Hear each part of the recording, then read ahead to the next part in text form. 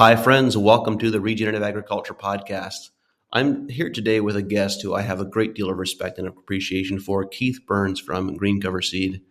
Keith, when I look at the landscape of the people who have facilitated adoption of regenerative agriculture and who have freely shared their knowledge, there are many people who have done and continue to do amazing work, but there aren't many who've had the level of impact and have helped as many people as you have. I've really respected the events that you've hosted and the way that you freely shared your information. What was it that originally inspired you to go down this pathway? What has your journey looked like?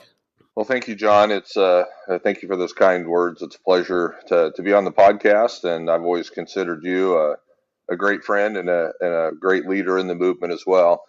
So, my brother and I have been farming here in South Central Nebraska really all our life. We grew up on the farm there. I did teach school for 10 years. I taught agriculture and computers for 10 years after I graduated from college. My brother Brian came back to the farm when he graduated from college, and so I taught for 10 years. So I've got a education background. Uh, have seen the importance of teaching people early on uh, how to do things for themselves, and so. I moved back to the farm in 1998, and we pretty much adopted full-blown no-till at that time. And we were very involved in the no-till organizations. Brian was on the board of No-Till in the Plains. I was doing their website and doing a lot of their technical work. So we were both very involved in No-Till in the Plains. And then in 2006, a man named Ademir Caligari from Brazil was invited to No-Till in the Plains, and he came and was one of the keynote speakers. And he was showing pictures and telling stories and testimonials from these Brazilian farmers of how these multi-species cover crops were just changing what they were doing. To that point, the only people that we knew that were doing cover crops were doing, very either simple mixes or no mixes at all. Sorghum Sudan, crimson clover, radishes were kind of coming on as the craze at that time, but people were just kind of doing radishes by themselves.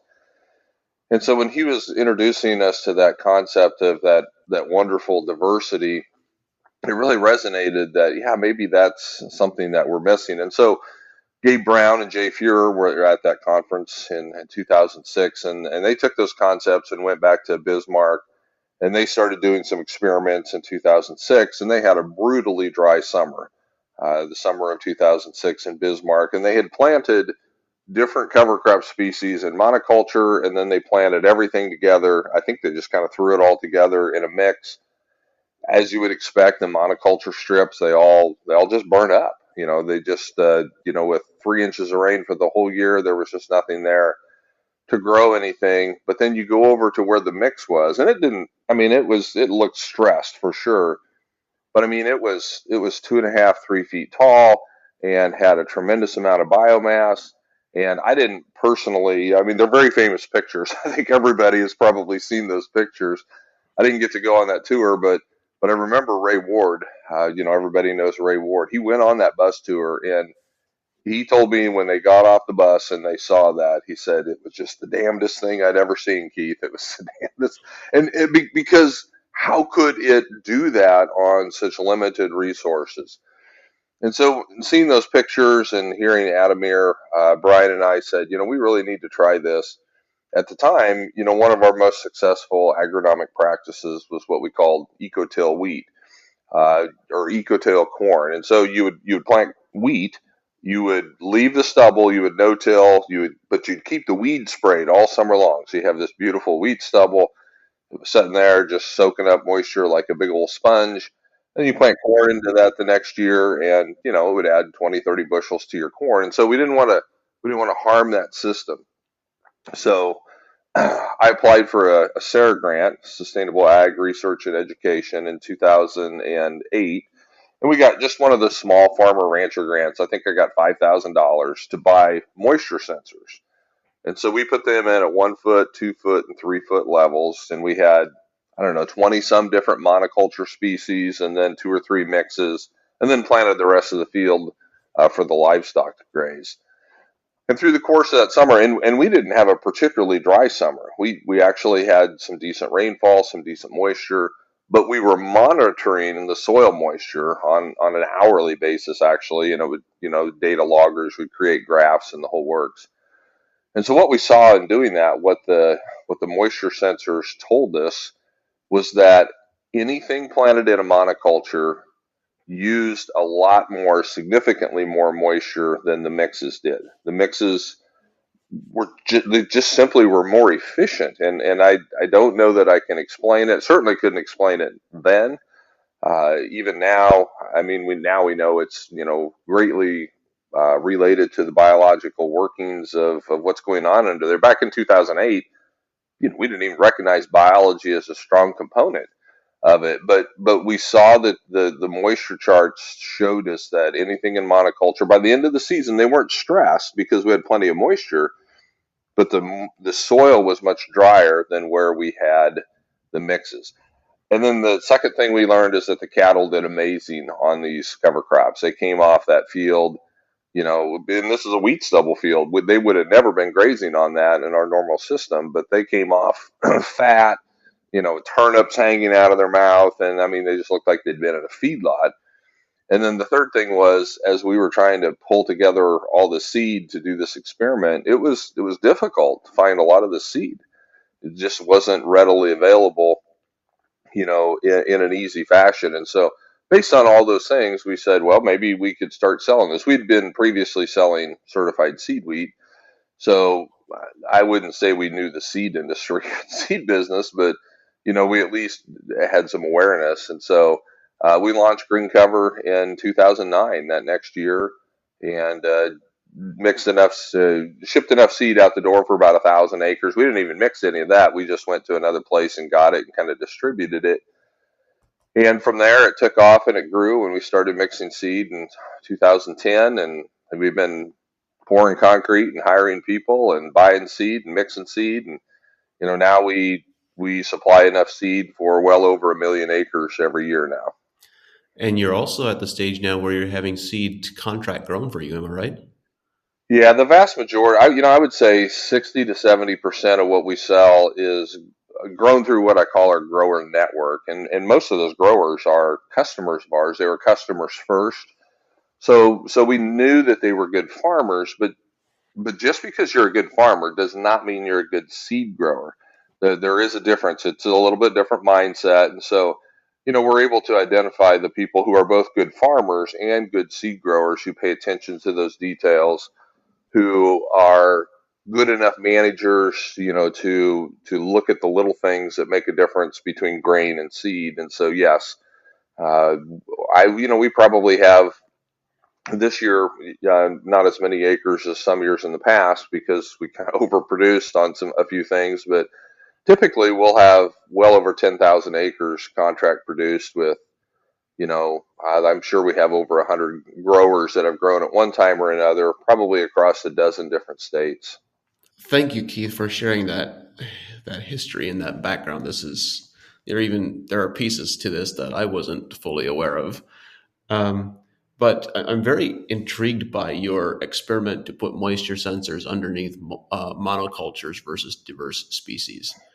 And here we are now, 15 years later. Do you have any further thoughts into what the contributing factors may have been or might be that cause these diverse mixes to, I'm going to use the phrase, to use moisture differently, to use less moisture than monocultures? And kind of the follow-up question to that is, across much of the dryland west and dryland wheat production areas, there is this kind of foundational paradigm that has emerged over the last 60, 70 years that we need to have a dryland, or we need to have a fallow year to preserve moisture for the following year.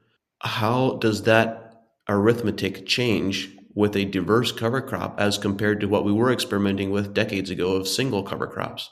Well, like I say, I'm not sure we still completely understand the mechanisms, but one of the blessings of being where we're at and where you're at too is we get to meet a lot of really smart, a lot of sharp people from across the world, and gather insights and try to think about possibilities. So one thing, John, we're so, as farmers, we're so used to growing monoculture cash crops that we don't even think about, what is that environment like for a plant? And what it's like is it's the most competitive environment that it could ever be put into is in a monoculture, because all your neighbors, and they're close, your close neighbors, they all want the exact same thing you do at the exact same time.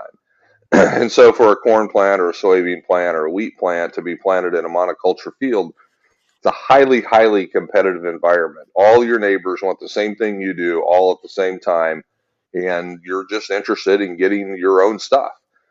And so it's a very competitive environment. Whereas if it's in a mix or a diverse cover crop blend, now if I'm a corn plant, but my neighbor is a cowpea or it's a radish or a buckwheat, now we don't need the same thing at the same time. Our roots aren't at the same depth. Our leaf canopies are at different heights. We have different microbes doing work for us. And so I think the first thing is it's a cooperative environment versus a competitive environment when we have a really good mix. And one of the things, John, that Christine Jones was, when we had the pleasure of meeting with her out at Rick's this summer, she talked about how these plants can not only share nutrients back and forth, but they share their microbes. Right. They're actually sharing their microbes. Oh, hey, you need this? Well, I've got extra of these. Here you go. It probably doesn't work quite that simply, but it's not just the diversity of the plants, it's the diversity of the microbes and the ability and the willingness of those plants to share both the microbes and the nutrients. Christine Nichols, another great soil scientist, microbiologist, she's got a great talk, and we had an article in our soil health resource guide on this of how plants can share nutrients back and forth, the plant to plant nutrient exchange. But that only happens when you have the biology present. That only happens through the mycorrhiza, hyphal network. But when you have all that working for you, then plants can share nutrients back and forth, as well as moisture in needed situations. So I think those are some of the reasons. I've heard people say, well, when you have a lot of microbes out there and the microbes die, they release some moisture, and I don't know. I haven't studied that enough. But I think the biggest thing is it's a cooperative environment versus competitive. That's kind of where that makes sense to us when we kind of think about Yep. how those interactions are happening. How significant is the moisture savings? How significant is the moisture gain? And this comes back to my question is it justifiable to grow a diverse cover crop mix in a summer fallow year between wheat crops? And or do we still risk losing too much moisture that comes at the expense of a wheat crop? Or how much are we able to conserve? Yeah. Well, that's a great question, and there's been a number of experiments done on that. For us in our situation, I'll address the fallow situation in just a second. The other thing that we started thinking about was we started doing the math. We're in an area that gets 25, 26 inches of rainfall, so not Ohio, but it's also not Colorado, so we're kind of in the middle. And in that eco-till wheat corn type rotation, we're harvesting that wheat in July, but it's really done using moisture in June. And we're planting corn, the next April, but it really isn't using any moisture until May. So we essentially have 11 months where we have tried to prevent anything from growing in that soil. Well, in a typical year, in 11 months, we're going to get, 20 inches of rainfall. Even in a dry year, we're probably going to get 12. Most soils can't hold nearly that much. And so, when you can't hold the moisture, it's either running off the top, which is bad, or it's draining out the bottom, which is bad. Both of those are bad situations. So, if you can't physically hold the moisture that you're getting during a time frame anyway, why not utilize some of that in the most efficient method that you can to put carbon into the soil, to potentially grow nitrogen, to break up compaction, to prevent weeds, prevent erosion. There's all the benefits that cover crops can do. Why not use some of that moisture to do that? And that's one of the lights that kind of clicked on for us was do the moisture math. Can you hold what you would typically get anyway? Now, most people don't notice that because when that big 3-inch rain comes and they don't have their soil covered, well, they're not getting 3 inches. They're maybe getting half an inch because that's what their infiltration was. Uh, so, the cover crops can help you get more of it in the soil and then help you store. So, in the fallow situation, and we do work with a number of, Western Nebraska, Western Kansas, Eastern Colorado, the farmers who, fallow is a very big part of that wheat rotation. And we have gotten some of them have had some pretty good successes doing what we call a fallow replacement cover crop mix. And so typically what we would do there in the fallow year, we would put together a fairly simple mix for spring planting, high on carbon. We want a high carbon nitrogen ratio because in most situations it's easier to buy nitrogen than it is to buy carbon. So grow your carbon, buy your nitrogen, and especially in an arid environment where you may not have a lot of chances to do that. So oats, barley would be kind of the base of it, but there'd be a few peas, maybe some lentils, safflower, rapeseed, flax, so some things like that. So probably 7 or 8 things in there. They plant that. They let it go until the oats starts to make a seed head. So typically around the 1st of June or something, and then they terminate it, and they just let that residue stand the rest of the summer. And so the moisture that diverse cover crop mix uses, because it does use moisture, there's people out there that say that we're saying that it doesn't use any moisture, and that's not what we're saying. We're saying the net difference is that there may not be any significant moisture difference in the systems.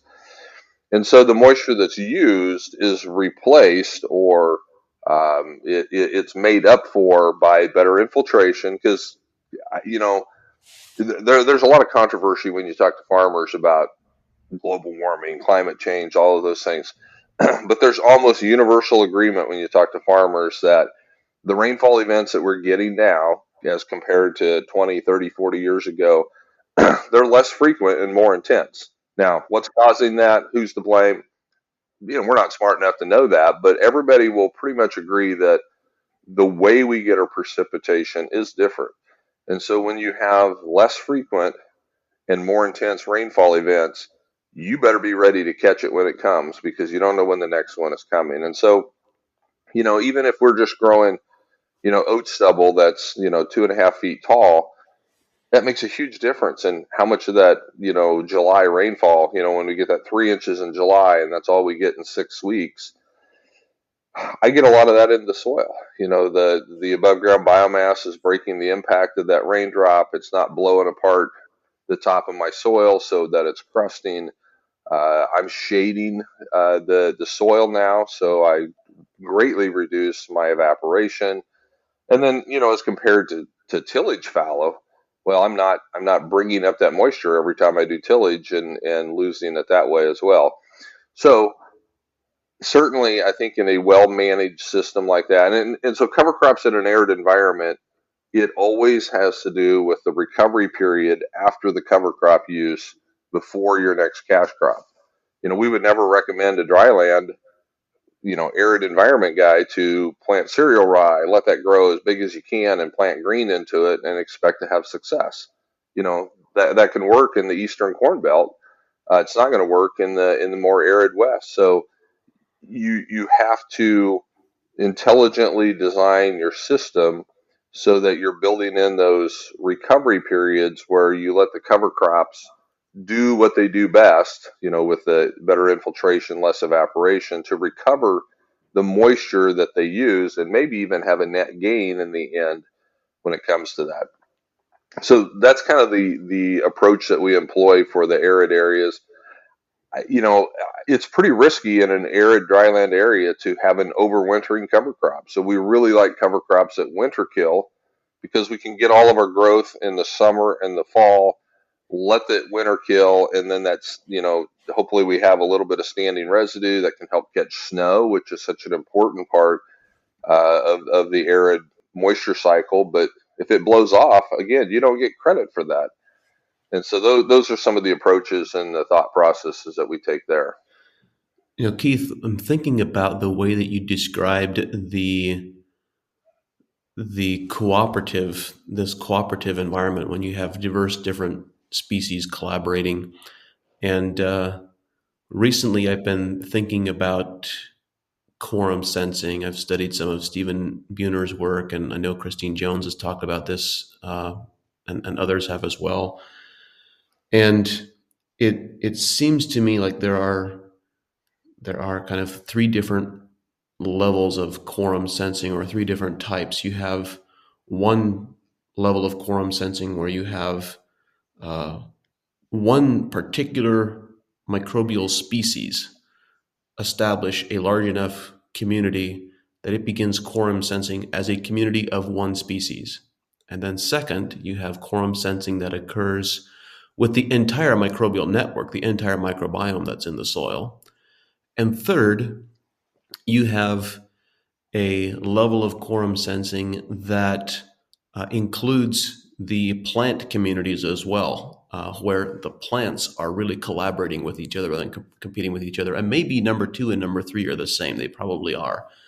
But as you're describing all these benefits from a moisture conservation perspective, um, this heretical idea pops into my mind. If we have all these benefits from diverse cover crops that aren't using all this, that aren't competing for all the same nutrients and at the same growth stages and so forth, as you described so well, is there a way we can replicate that with our quote unquote crash crops? Why are we insisting on planting cash crops as monocultures? And what if we could derive similar benefits? Like, why do we have to plant cover crops to get these benefits? Why can't we also get these benefits from the crops that we're planting?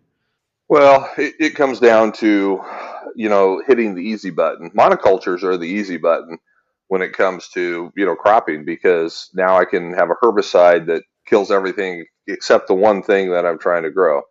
Now we can manage, high fertility, all those things. So, and we can do it at scale, because now, with the monoculture and the technologies that are out there and available, we can farm thousands and thousands of acres with, minimal amount of labor input to do that. So doing what you're doing is a much more challenging management situation, much more difficult to do at scale. Certainly does not mean that we shouldn't do it, but it is going to be more difficult, and people are doing it. So, Mhm. some of the crops that we are selling as cover crops have been grown in a polyculture type setting, like what you're talking about.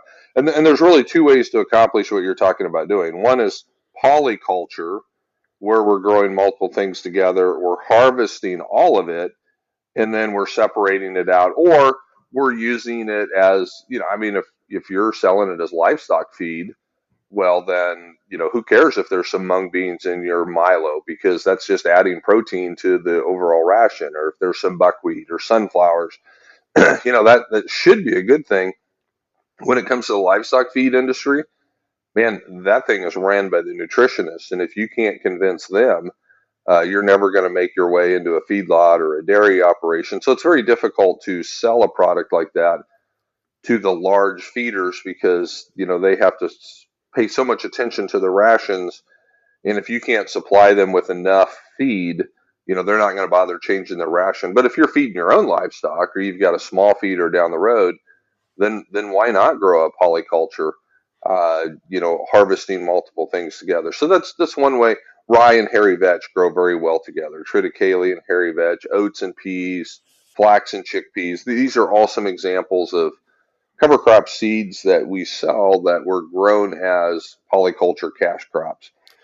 But the other way to do it, and I'll just say this real quickly here, is to just do intercropping with your cash crops. And now we're still just harvesting one crop, so that simplifies the harvest process, eliminates the need for having to do a separation later on.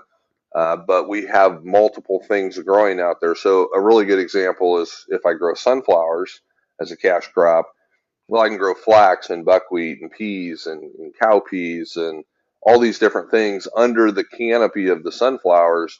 They're giving me the cooperative environment. They're giving me the benefits, and they stay low enough that typically they don't become a harvest issue or make their way into the grain tank. You mentioned growing monocultures being the easy button, and particularly in the case of herbicides. Well, I understand that. I wonder if it isn't at least partially also just a comfort button as much as an easy button. Because when I think about, and you have much more experience in this than I do, but isn't it true that when you have a diverse combination of cover crops, how frequently do you see weeds be a significant challenge in that ecosystem? I practically never see it, or I don't recall seeing it very often because you have such a diversity of different plant species growing that it seems to prevent the weeds from ever being significant. Yeah, our experience has been if the cover crops can get ahead of the weeds, then the weeds really don't become an issue. But we've seen people where they planted the cover crops, they think that they can cheat the system a little bit, plant the cover crops into a field where the weeds are already there and coming, even if they're small, but they're there and established. I, then that can be a situation that gets out of control pretty quickly. The weeds will always be there. They may even take off and overtake the cover crop. But when the cover crop has a fair chance, to get out and get ahead of the weeds, yeah, typically we don't see big issues, assuming that the cover crop is planted, at appropriate rates. It's thick enough, because anywhere where you have gaps or skips or thin spots, then the weeds are going to come on. The soil is signaling for something to grow there, and there's plenty in the seed bank that will come forward if you don't put something out there. When I'm thinking about the various examples that you provided of developing this cooperative plant ecosystem in a cropping environment, you gave the example of sunflowers and growing diverse plant species underneath a sunflower canopy. Do you see similar benefits from a moisture conservation perspective as you do with a diverse cover crop mix? Interesting thought there. I don't know that we've done the testing like that in a interseed or a companion cropping type situation like that. Um, yeah, I'm not sure. I don't think it would be. Some people would look at that and go, well, man, you're loading up your soil profile with plants. That's obviously going to use a whole bunch of moisture. But does it? I don't know. We have not done any testing or monitoring in that situation. Typically, the experiences that I'm familiar with where we've done like the sunflowers, we've done it. We've had neighbors do it. I've got one of our guys that grew cereal rye for us as a cover crop. He's got 300 and some acres of sunflowers growing right now with the companions, but it's under irrigation, because it's double cropping with companion cropping. So he's really loading up his system. I'm not sure, although I guess there's been some guys down in Kansas do the sunflowers with the companions in a dryland situation. You would certainly think so. I don't have any experiments or any data to back that up. It's something interesting to think about because I'm thinking of this from where this train of thought is coming from is in the crop production world from an agronomic and nutrition management perspective. We've had this idea for a long time that we grow crops that have an extractive effect on the soil, removing carbon, removing nutrients, and so forth. And that to replenish those, we need to grow cover crops to replenish what we're removing. And what we've observed many times over is that when you balance the plant's nutritional profile to increase its photosynthesis, you can you can replenish soil carbon while you are growing a crop. Like it's plants, really healthy plants shouldn't have this extractive effect on soil. It's true that many do, but it's a result of nutritional imbalances and so forth. And so I'm just wondering if we can adapt that train of thought as well to moisture management to say, well, if it is monocultures that are really problematic, then can we shift our monoculture cash crop thinking to something that's a bit more diverse? Yeah, that's an interesting concept. It'd be fun to run some of those types of experiments. I want to go back also to one additional thing that really prevents a lot of people from trying this, and certainly trying it at any kind of scale. And that's the crop insurance program. If you're heavily dependent upon crop insurance, which, many people are, in this agriculture environment, it's very difficult to do any of these things and continue to get crop insurance coverage on it. A lot of times they just don't know what to do with that, even if it's not hurting the cash crop. They're not really sure how to handle that. Now, there have been some exceptions, some interseeding of corn at V3 or V4. Some of that is starting to become a little bit more mainstream, but it's very difficult to get crop insurance if you're growing, rye and vetch together, or, chickpeas and flax together. So I don't know that it's completely impossible, and maybe down the road that will change, but certainly the crop insurance program precludes many people from doing or trying this type of thing at scale. Yeah. One of the pieces you mentioned at the beginning of our conversation was livestock performance. And here a couple of weeks ago, I was asked to talk about the differences in various plant species and how they influence soil differently. We're looking at warm season versus cool season grasses and forbs and annuals versus perennials, and how, because all these different plant groups partition sugars differently. They move them around in the foliage and the root systems differently. And we're talking about the ability of forbs and broadleaves to regenerate soil more rapidly than grasses, and particularly at depth. And the audience is a group of livestock producers, and I made the comment that I have observed many times when we're growing a pasture that has a large component of broadleaves, it seems the cattle perform better than what would be estimated based purely on looking at biomass alone. That there is this performance benefit where the livestock perform remarkably well on broadleaves as compared to grasses. What are your observations? Well, you grow grass if you want lots of biomass. You grow the broadleaves or the forbs if you want a lot of nutrition and mineral cycling. And so, as you look at a natural native ecosystem, at first glance, and I'm talking about a perennial here, at first glance, you would drive past and go, well, that's almost all grass. But if you get out there and you start looking at number of plants, number of species, and again, Christine Jones, mentioned this as well, that the majority of, the natural prairie type systems were not grasses, and they were not even legumes, but they were forbs. And I don't think she meant the majority of the biomass being produced, but the majority of the number of plants. Right. And so, you know, as as uh, as humans, we just look at what we can see and go, oh well, these grasses must be, doing the majority of the heavy lifting because, look at all of that out there. But It's the we don't. perception of We just perception. it really is. It really is. And so uh, I remember early on too. Ray Ward, who runs Ward Laboratories, has done a lot of great things for soil health as well. He's got some farm ground in Saline County, Nebraska. And I remember early on, he wanted to do an experiment with a grass based or grass dominant cover crop mix and a broadleaf dominant cover crop mix. And he's planting this into wheat stubble. Because again, he was in that similar rotation we were with the ecotill, wheat and then corn. And so he ran, we made up the mixes, heavily grass dominant, heavily broadleaf dominant, and then he did forage clippings, so testing just the above ground biomass of what grew. And the broadleaf based cover crop mix was significantly higher, particularly in calcium, because that's one of the things he was looking at was calcium cycling. because in these heavily fertilized environments, we struggle to keep our pH up. We're continue to drive that pH down with the application of nitrogen fertilizers.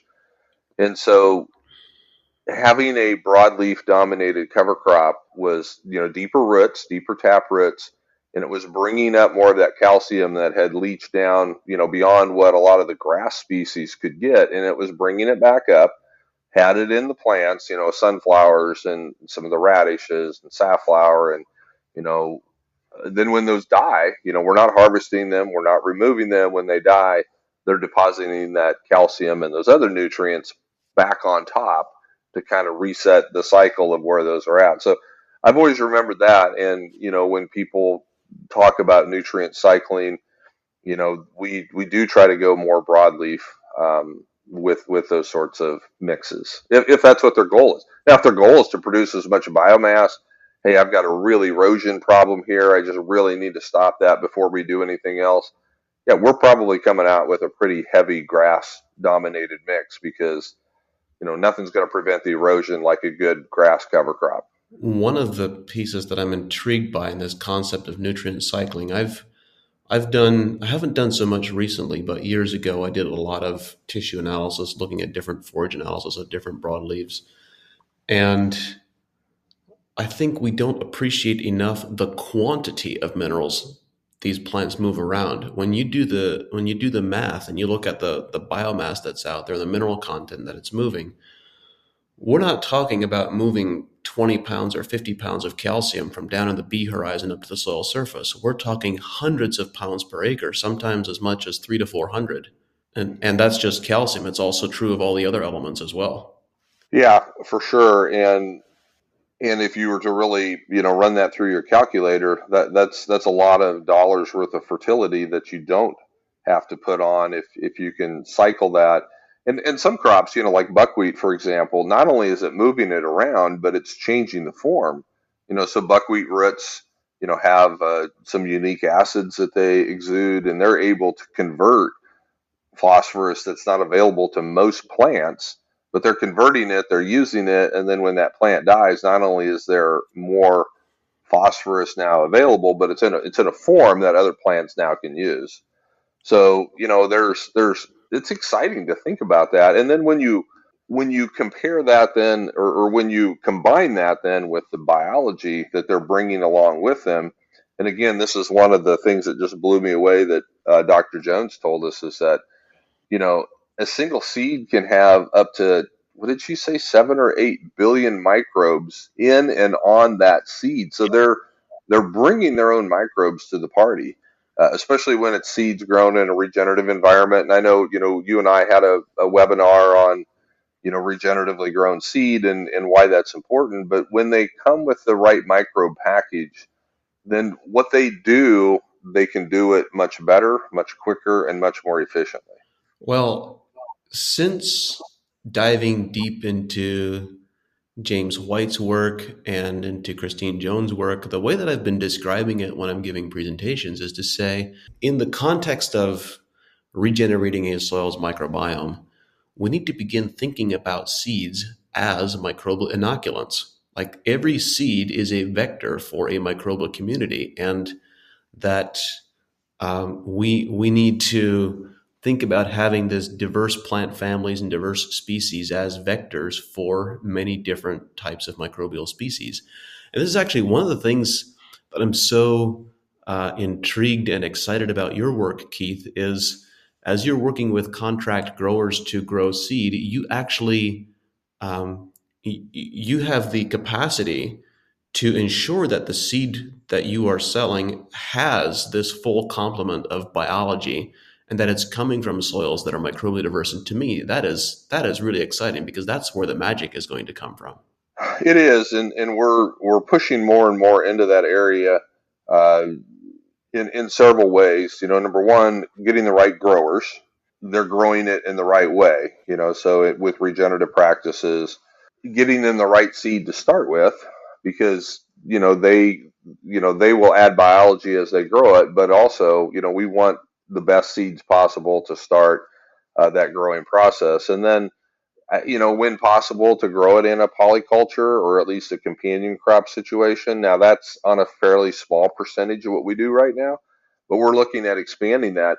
One other hurdle to overcome in that, John, that I did mention earlier too, sometimes it's the state certification society. So like for example, all of our oats is grown as certified oats because we're using some of the newer, better varieties out of South Dakota. They're just more productive, but they won't let us, none of the crop improvement associations will let us grow certified oats in combination with peas in the same field. They will not certify those fields.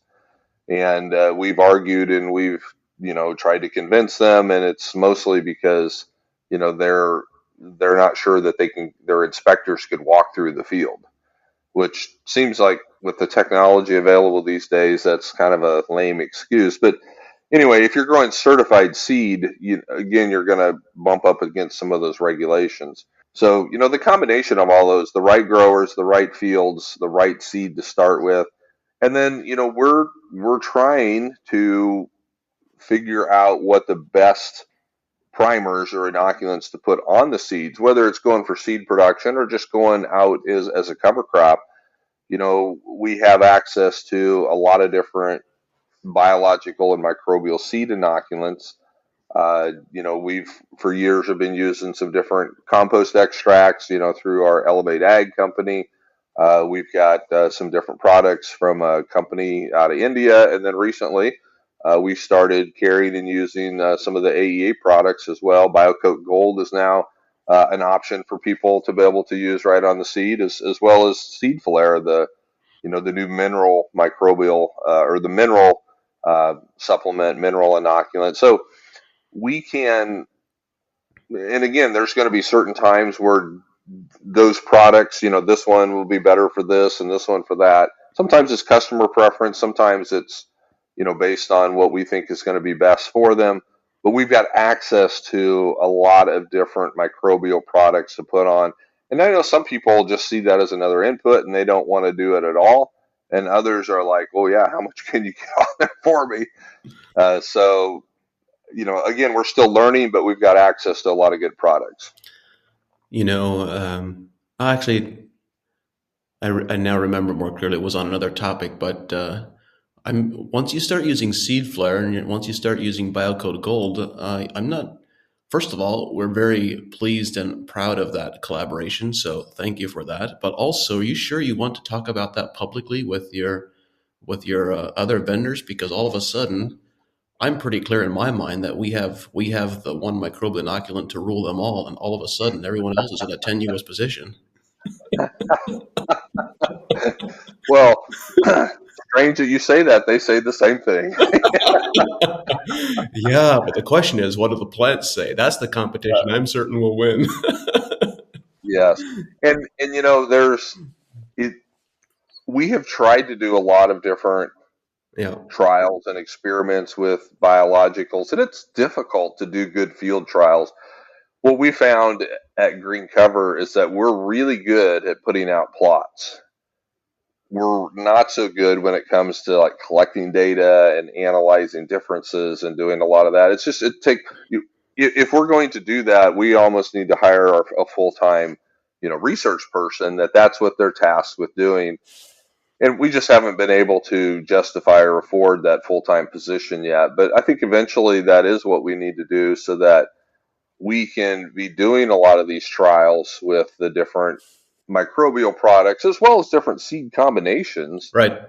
And then we need to do it more than just in our own backyard, because we're doing it, where, we've been farming for, well, our family's been there 100 and some years, but, we need to get it out into different areas and have other cooperators doing it. And it's just, I mean, you guys do way more research and testing than we do. It's difficult and it's expensive and it's time consuming Yeah, to do all of that. yeah, we have a number of full-time people dedicated to it, and they never have enough bandwidth to do all the things we want to do. But Keith, we should have a conversation about collaborating on some of those things because I think a lot of the trials that we would like to conduct could overlap and yield multiple layers of results. Yeah, sounds good. So, Keith, when you think back over You started down this pathway in 2006, and you think back over the last couple of decades, what are some of the memorable moments that really stand out in your memory that really caught your attention and caused a pivot in the way you think about cover crops and cropping systems in general? Yeah, well, I mean, obviously, the small trial that you ran in 2008, visually we couldn't see that much difference between the different strips and plots because we had a summer with sufficient moisture. But when we looked at the charts or we looked at the graphs that those moisture sensors were showing us, that was eye opening of, maybe there is really something to these mixes and the power of diversity. And so really, when we started Green Cover, it was largely based on that fact that diverse mixes would use that moisture much more efficiently. So we set our whole system up to allow the farmer to customize a mix. So, we didn't at that time, but now we've got over 120 different types of seed, and we allow people to essentially build whatever mix they want to. They can choose any of those seeds. Now, if they don't make sense, or it's like, that's really the wrong time of the year to plant this, we'll try to counsel and talk to them about it. And a lot of times they just say, well, here's what I want to do. And then we put the mix together for them. But we set our whole business up to do the customized diverse mixing. We built a smart mix calculator, an online tool to allow people to, kind of play around and experiment with putting different mix combinations together on paper and kind of see how it might change some of the different outcomes. So, the 2008 experiment was certainly the first, but, in 2012, uh, very, very dry across a big area, ourselves included. But where we were employing soil health practices, both no-till and cover crops, the crops held on, the cash crops following those practices held on so much longer than our neighbors did. And now we still didn't have good crops, don't get me wrong, but they held on, and you could see the potential was there if we could have just got that one rain. If that one rain would have come in July, that sometimes we get, and now it never came, but our crops were healthy enough. They hung in there long enough that it gave us a big window for something to happen that could have saved it. And some years it does, and some years it doesn't. But that was eye opening as well to see how the soil health can help those crops be healthy enough to hang on to try to, it just opens up that window of opportunity for a moisture event to occur or to happen. So that was good confirmation there as well. Um, and then just I don't get out to customer fields as often as I would like. But when I have been out there, it's just really interesting to see them point out, you know, you know, uh, weed control is a big one. We get a lot of reports back from people, where we had this cover crop, we just didn't have the weed issues that we did where we didn't have it, or, where you plant a cover crop, but you skip or you have a gap, where the drill didn't get in the ground or you drove too wide and it's just filled with weeds. And then on the sides where the cover crops are, almost no weeds, things like that. And we see that every year because, we always drive wide or don't get the drill down in time. So you can see that almost every year. Those are pretty stunning as well. Of yeah, this stuff is really doing its job, and it's filling that gap that nature wants to fill, with weeds when you don't have them out there. So yeah, and then there's just countless encounters with people like Christine Jones and Chris Nichols and James White and yourself. It's just been a real pleasure, a real gift to be able to learn from the people who have great knowledge, but also great experience in bringing the combination of those things together. It's very exciting. And to meet someone like Walter Goldstein, who we, met this summer, who's actively working on corn that, will associate with nitrogen fixing organisms to potentially have corn that, needs very little nitrogen inputs. That's incredibly exciting to me to think that, I mean, talk about a game changer. That could be a Yeah. game changer. And the key point is it's not something he's trying to do, it's something that he's already done.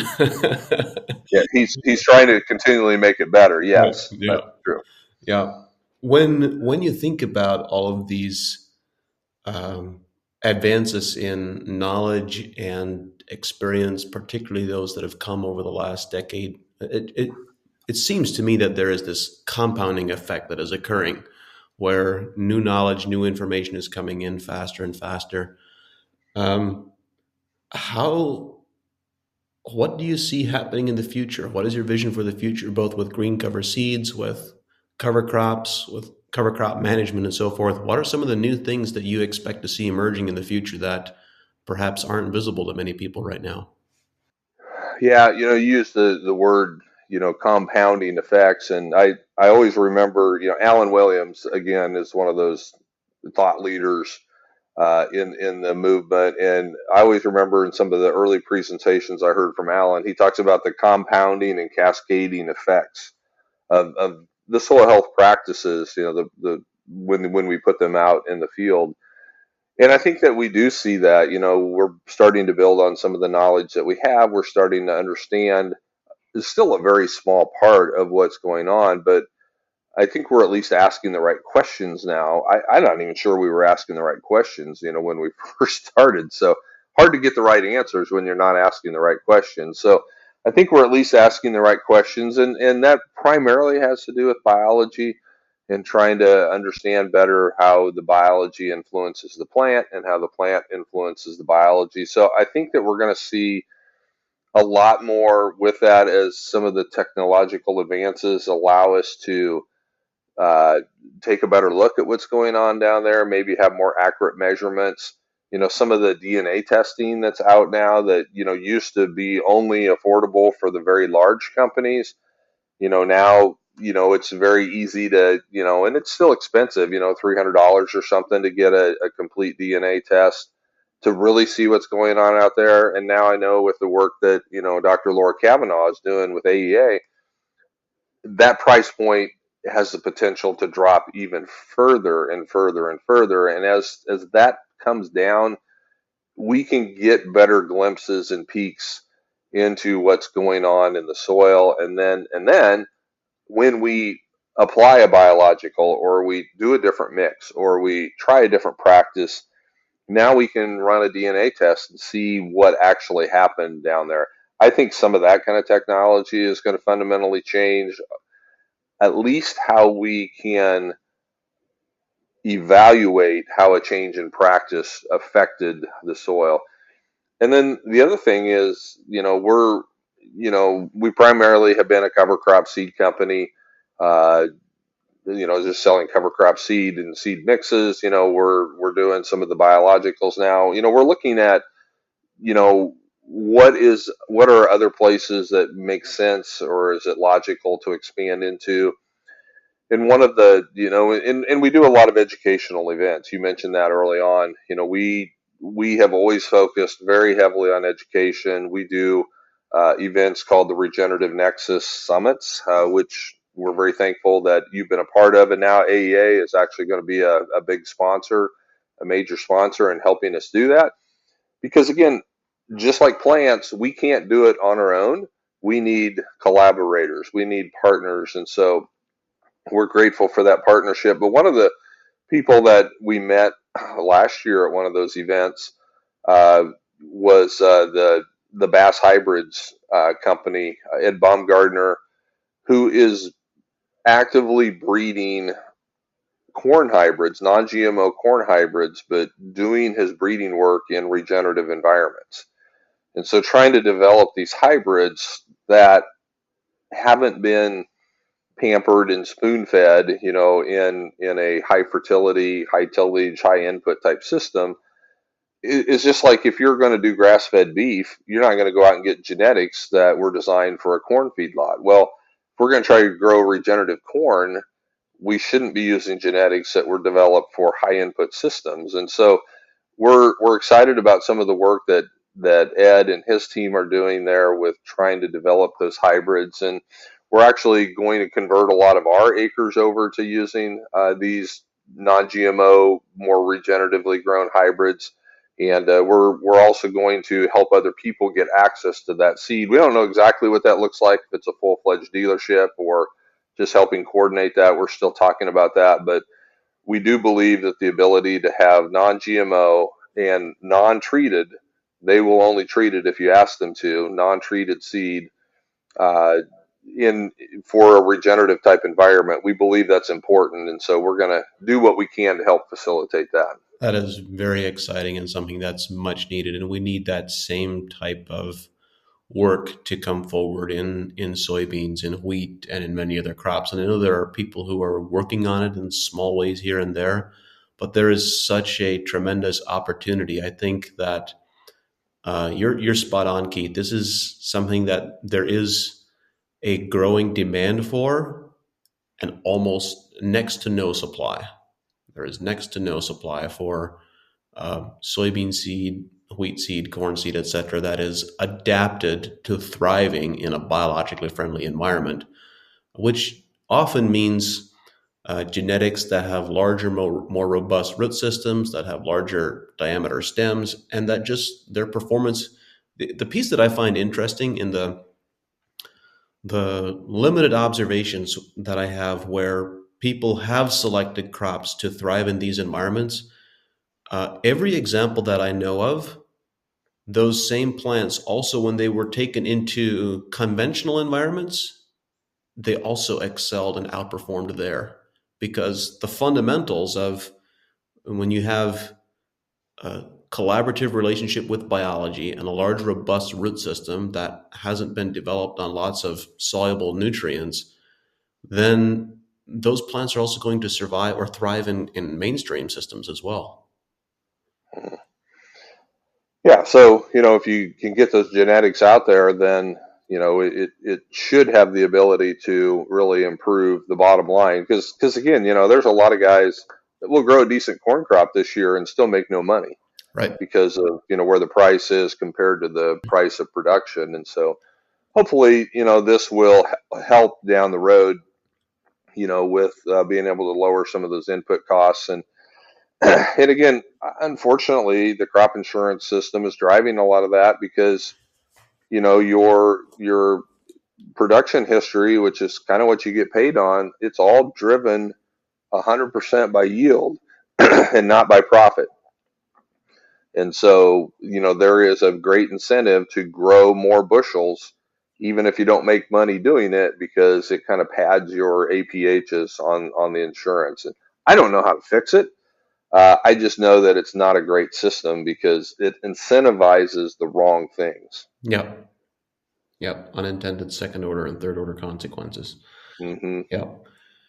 Keith, we've discussed a lot of important topics that I'm sure people are really going to love our conversation. What are some important pieces that we haven't yet talked about? Wow, yeah, we've been around the block a lot. When I go out and I do a lot of speaking, a lot of presentations, just like you do, especially when it comes to the non-farm segments. When I talk to non-farmers about some of this, or when somebody hears my carbonomics talk, or some of the different talks that I've done, they come up to me and they say, "That's incredible. How comes everybody's not doing this?" And it's a great question. It's a very innocent question. It's a question that should be asked, but it's got very complicated answers. Why is the adoption of these practices not higher than it is? And we've talked and touched on some of those things, from just the ability to do production at scale. Some of the impediments that crop insurance and other regulations may put on the system. I think that as we work on developing the practices that bring the soil health principles into the field, we also need to be looking at and thinking about what policy changes, what regulatory changes, what mindset changes, what social changes need to be worked on as well to help people adopt these things. What are those barriers? Some of them are economic, some of them are social. Some of them are just, again, just a scale type thing, for people that want to farm 10,000 acres.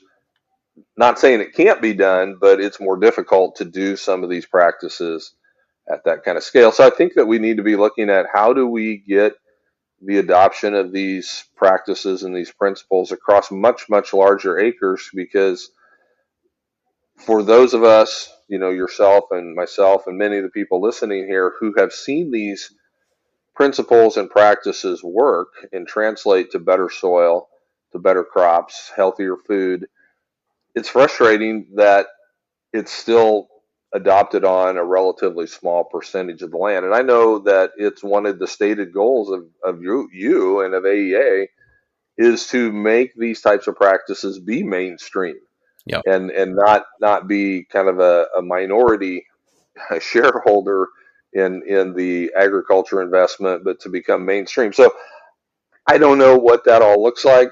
Certainly, it's got to be more than just throwing money at it, because the government and even a lot of private industry, I mean, they're shoveling cash by the truckloads out the door at this, with all kinds of different programs and climate smart commodities. And but I think short term, long term, that's not going to be very effective, because it's again, it's incentivizing, it's helping people get started, and there'll be some that will see the benefits of it and will go, yeah, I want to continue to do that long term. But unfortunately, a lot of people will just do it because they're getting paid to do it, without really understanding how it changes or affects their whole system. And really, they're doing it without changing their whole system. Right. And then it doesn't really work. It's just, you can't just throw cover crops or throw biology into a system and then leave everything else the same and expect it to have the effect and the benefit and the efficiencies that we see when you develop a system based on biology and a system based on regenerative principles.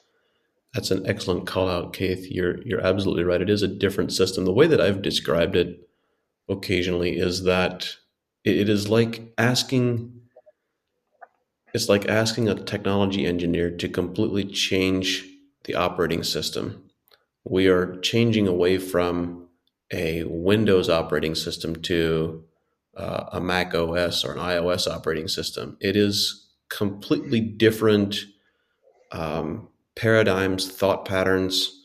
It's a completely different system. You can't just take a Word app in Windows and put it into a Mac OS operating system and expect it to work the same. It doesn't. It has to fit into that ecosystem. It has to be Yeah. designed for that ecosystem. And so there is, and of course, the one of the challenges that you mentioned is we know how challenging it can be for for users to change from one software operating system to another. Now, imagine multiplying that complexity by at least 10 or maybe 100 when you're talking about changing a farming ecosystem. And one of the challenging aspects is that if you're changing a software operating system from one platform to another, there are a great deal of resources to help you learn how to make those changes that are available. But if you want to change your farming system, we now live in a world where there is much more information available than there was even a decade ago. But all of that has to be adapted to your local system, your local operating system. And you can't learn about that in a book. You have to learn it by doing it. Yeah, that local context is so very important. And another big part of this is, as more and more farmers get to be retirement age, they're not only operating the land, but they're owning a lot of this land. And as they pass on, and the succession plan, sends that to non-farming owners now, if we don't get them on board, it's going to be really, really difficult to continue to drive the adoption of these practices forward, because it's hard to make the investment, because some of these practices are investments. Right. It's hard to think about making those if you don't know that you're going to have control of that land 2, 3, 5, 10 years down the road, because building biology, building carbon, those don't happen. Some of the effects of those you see immediately, but a lot of those are the compounding and cascading effects and events that will build long-term wealth and resilience in your soil. That's hard to do if you don't own that ground or you don't have control over that. And so we need to get landowners, landlords on board with this to encourage their tenants to restructure rental and lease contracts to incentivize. Again, what do we, if you want to just incentivize, if you want to get the maximum amount of dollars for renting your land, you're going to incentivize the largest extractive Right. practices on that farmer as you can. And people don't understand that. We had visitors to our farm Saturday from China, and they're trying to get soil health regenerative practices established over there, and it's incredibly difficult because none of those farmers own their own land. And so, what incentive is there to do these practices if you know that you or your offspring, your future generations aren't going to benefit? Our mission statement at Green Cover is to help people regenerate, steward, and share God's creation for future generations, and that's important to us. We've got a number of our kids back in the operation, and they're working at building the business for themselves and their future generations. And many farmers are the same way. They want that legacy. They want to be able to leave it better than what they found it, but if you don't own that land, it's difficult to have that same mindset. That's a beautiful ending note, Keith. Thank you. Thank you for all the pieces that you bring to agriculture, for the way that you've supported many people. Thank you for sharing your wisdom and knowledge, and I look forward to more collaboration in the future.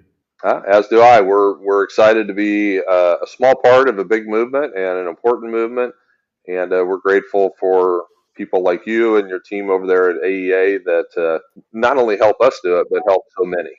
Thank you, Keith.